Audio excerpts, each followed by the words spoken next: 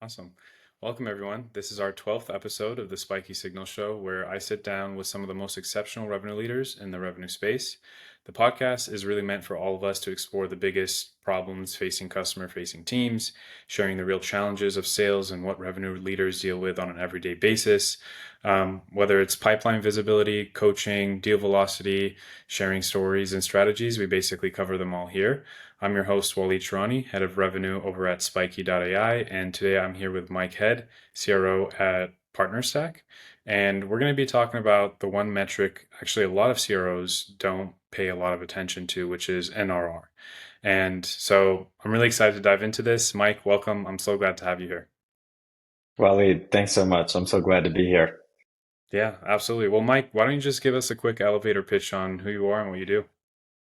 Sounds good. Yeah. So Mike Head, CRO at PartnerStack. In that role, I do have everything from marketing, sales, customer success, network success, onboarding, as well as RevOps. So NRR or NDR, whichever acronym you want to use, is very near and dear to my heart. I've been in that seat for about a year. Prior to that, I spent 14 years at a SaaS company. I started as employee number 10.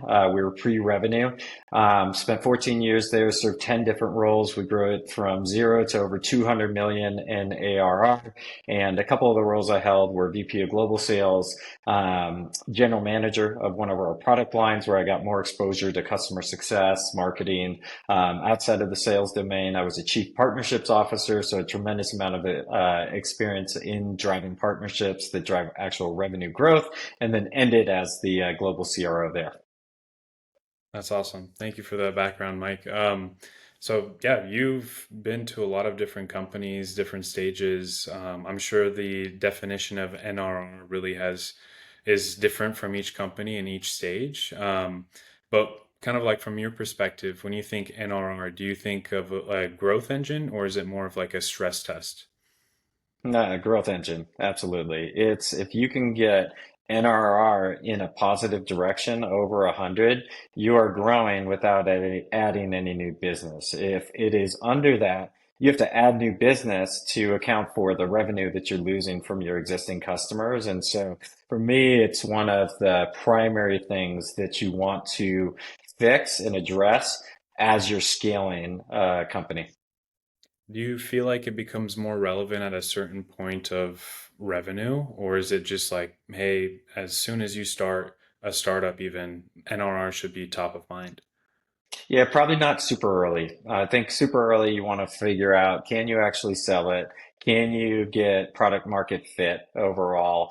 Do you have the right TAM to go after and start to be able to get a good amount of customers on the platform overall? And once you prove out those rhythms, then really start to think through what's the best way to deliver for them? What are the key areas that we add value relative to our competitors overall? And then how do we build the muscle to really retain and grow those customers? And I probably think you start to see trends change maybe around the 5, 7.5 million, north of 10 million in ARR, where I think you should really start thinking about those metrics and really addressing them.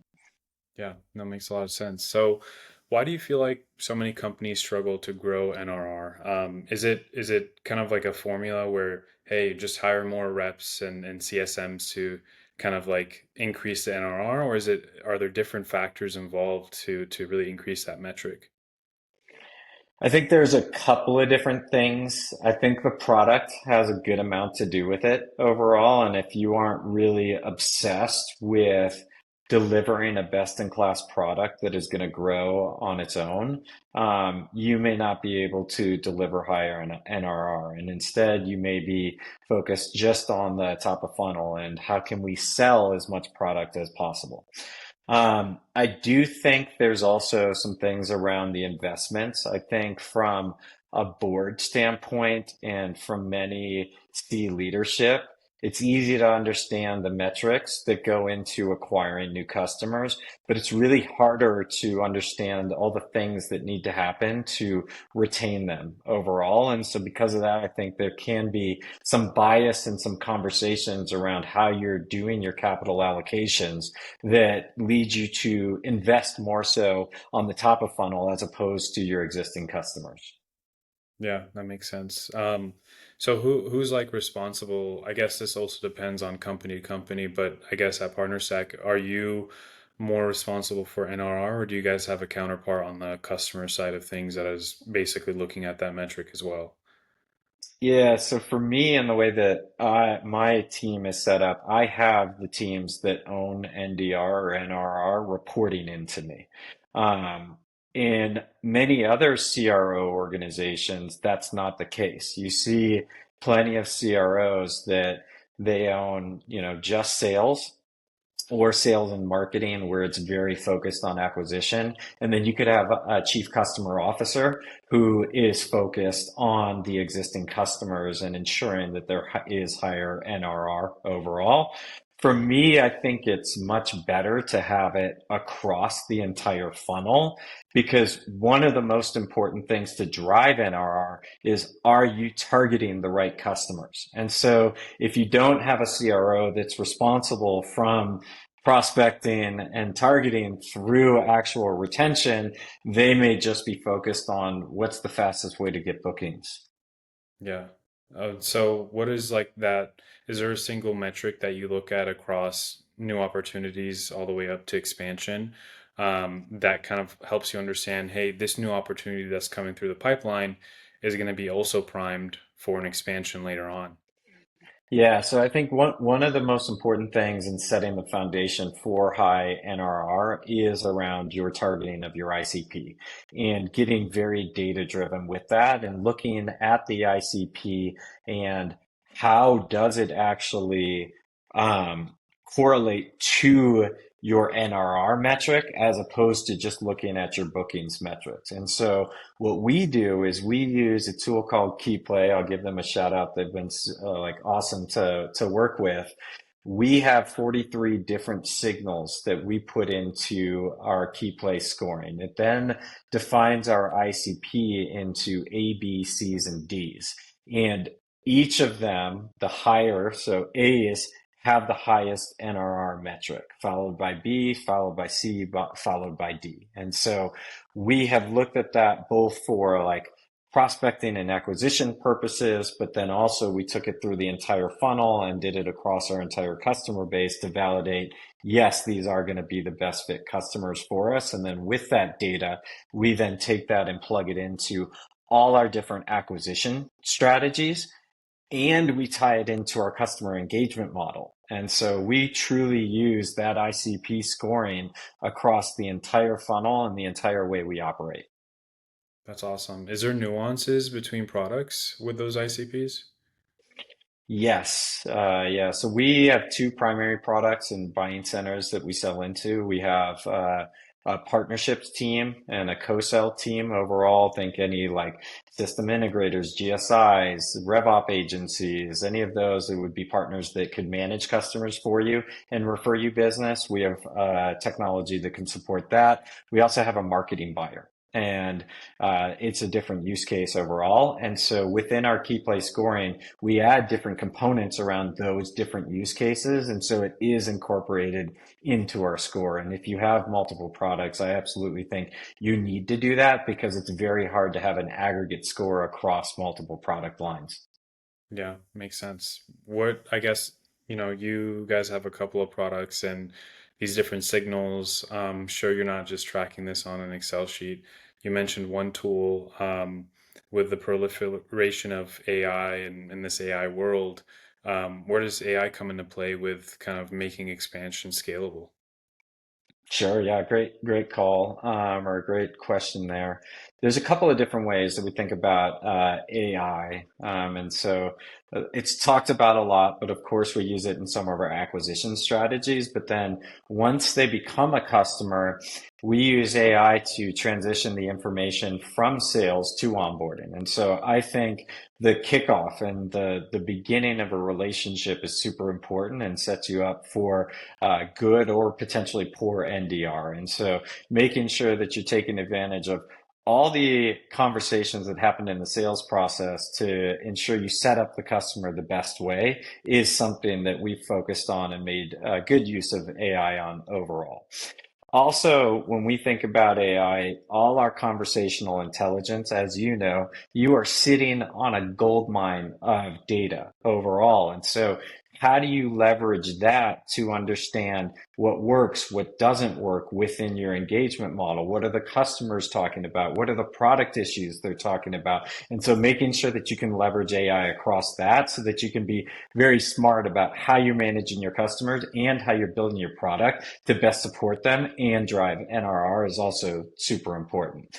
Then another area that we think about leveraging AI is you can't have the same level of engagement across all of your customers. You know, the reality is some spend more with you, some spend less.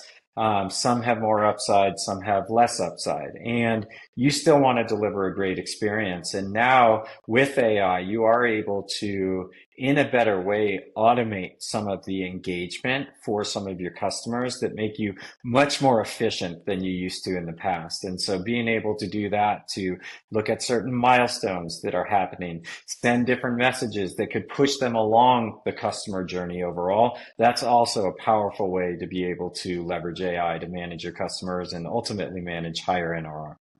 Yeah, no, makes a lot of sense. I think yeah, it really comes down to kind of completing the narrative or the loop between, one or the pipeline or the funnel, whatever you want to call it, is when, that prospect comes in to the funnel and finally gets sold, and then now the upselling opportunity can happen, and really keeping a pulse on that customer through all the data that's being ingested, whether that's emails, calls, recordings, things like that. And then being able to execute on that, I think, is the biggest thing. I've seen, like, there's so many different CROs and leaders in the space that, and what I've seen too is they don't really believe AI is there just yet, just because it's really good at reasoning. But then when it comes to execution and you give it too many things to do, it starts to hallucinate sometimes. And Sure. so, yeah, so like I'm thinking maybe in the next 6 months, a year, we'll probably get to that, best, like that amazing, perfect world that we're looking for, that you're looking for, I bet. So yeah, that's kind of my thoughts on the space as well. But um, Yeah. when you're thinking about, like, just putting AI to the side now, um, Mhm. when you kind of put your CRO hat and you're just kind of thinking about, um, are like the sellers and then the ones that are retaining the customer or even upselling them, should they be split, or should they all be kind of wearing the same, shoe? Like, is it not hunters and farmers anymore, or is that kind of like old school thinking? So one caveat is it depends on the size and stage of the business. Overall, I think the smaller you are, the more you tend to have to wear different hats as you grow. I think division of labor and responsibilities makes a lot of sense overall. And so I've toyed around, or I've not toyed around with, I've deployed a bunch of different models. And what I've found that personally works best is account executives focused on new business overall. I have tried scenarios where account executives also focus on expansion and have generally found that they either prioritize one or the other. And typically, in my experience, because net new logo acquisition is more formulaic, more proven, tends to be a bias to focusing on that. But also, I've spoken with some other peers where no, there's so much expansion that then the AEs just sit on the accounts that can expand and hit their quota that way. And so, very difficult to balance both of it.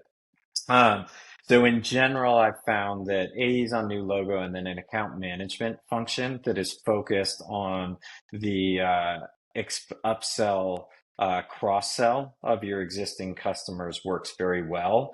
And then I like a customer success function that is only focused on adoption and utilization overall. And they don't talk about the contract or money, and it just allows them to really be the good guys and gals on the accounts that are truly there, understand the client's goals, understand the technology, make sure that we're working with them in a way that'll help them get to their goals. And then as it relates to renewals, cross sells, expansion, etc., have a different set of team members that handles that.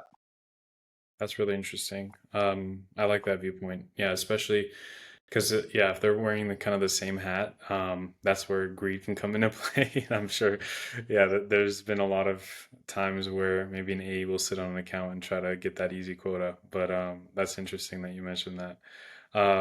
Is there any risk on leaning too hard into an expansion? Like, for example, I know you mentioned that um, from the get-go, when a prospect comes into the funnel, you really want to see if they're primed for expansion opportunity in the future.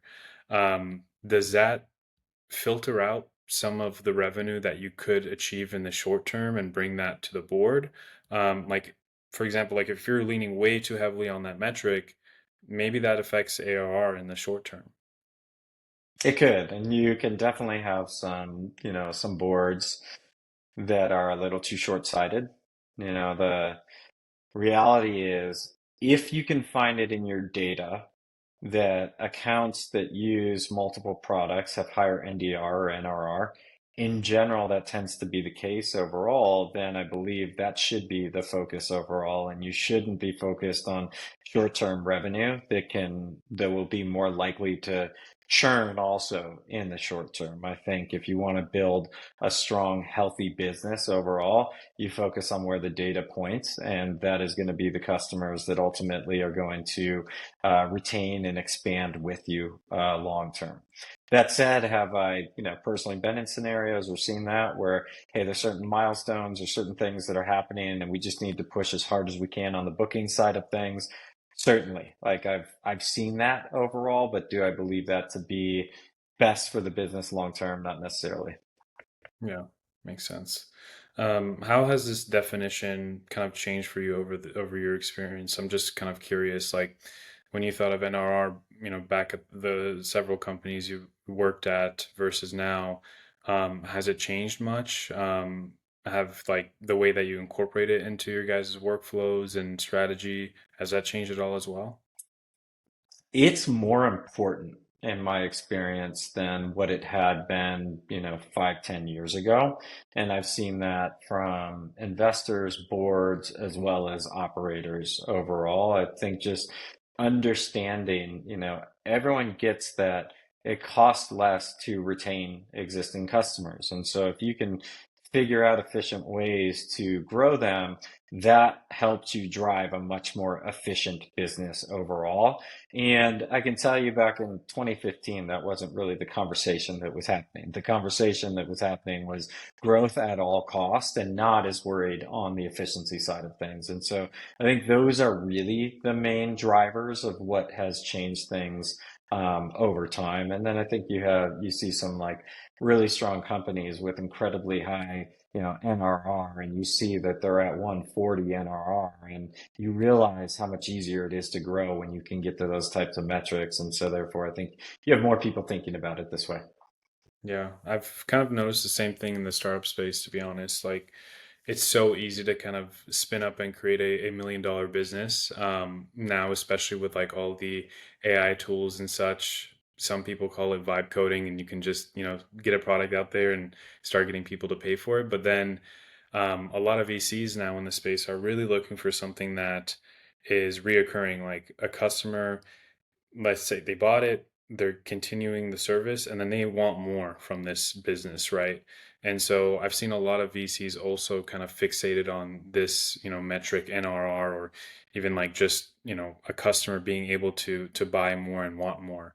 And I think that particularly maybe the actual definition of NRR is not super relevant for, especially like if you're a really early startup, but I think it starts kind of the origins there, with tying in revenue, product, and then customer experience. And then that's kind of like where that starts to cultivate into NRR once you start to scale up and get to mid market and such. So yeah, that's totally something I've been hearing as well. Um, Kind of like speaking about timelines, like you were saying that it was a different definition 10 years ago, 5, 10 years ago. For anyone that's listening right now and wants to double their NRR in the next 12 months or whatever, what's one change that they should think of implementing tomorrow? If you don't have the ICP scoring with your correlated to your NRR, I think that's the foundation of where you start with. If you do already have that in place, to me, leveraging a tool that can sit across all your customer conversations and help you get data into the CRM, I think those are two of the most important things so that you can become much more data driven about what works, what doesn't work, why customers are churning, what the product needs. I think that's also another foundation that anyone needs to add if they don't have that capability today. Got it. And then when I'm assuming that you're collecting all of this data, how are you bubbling it up to the board? Like, is it kind of just going through a deck, or do you actually leverage some dashboards or even tools that you're mentioning in these like conversations with the board? No, typically not at the board level that we're having those more detailed conversations. It's much more around how we're operating the respective leaders and executives that where we have much more of that detailed information. Our board at this point just cares like, are the macro trends trending in the right directions? Are we hitting our goals? Are we making progress at an aggregate level? And then are there, certain things, certain cohorts of customers, things we need to focus on to do differently to expand the TAM? What is the data we can use to support those things? That tends to be much more of our board level conversations. Got it. Is there any tools doing that at the moment to get that board like information? No, not at least that I'm using. So certainly there could be some that are out there today overall. We use kind of a combination of a bunch of different tools that we have today, and then, things like a GPT or Gemini to help synthesize them to be explained in like a very direct and crisp way. Awesome. Awesome. Cool. Well, I'm about to end the episode, but I always ask our guest for the next episode, who do you know that would be a great revenue leader to bring on here? And you don't have to give me an answer now. If you don't have anyone top of mind, you can always email me, but I'd love to see who would be a good person to invite. Man, let me email you and think about it. I do not know a great operator, Tice Van Santen. He could be a good candidate for you to speak with. But I can think about a couple others. Cool. Okay. Cool. Cool. Well, anyways, thank you again for being on the podcast with me, Mike. I appreciate you having me. Thanks, Waleed. Absolutely.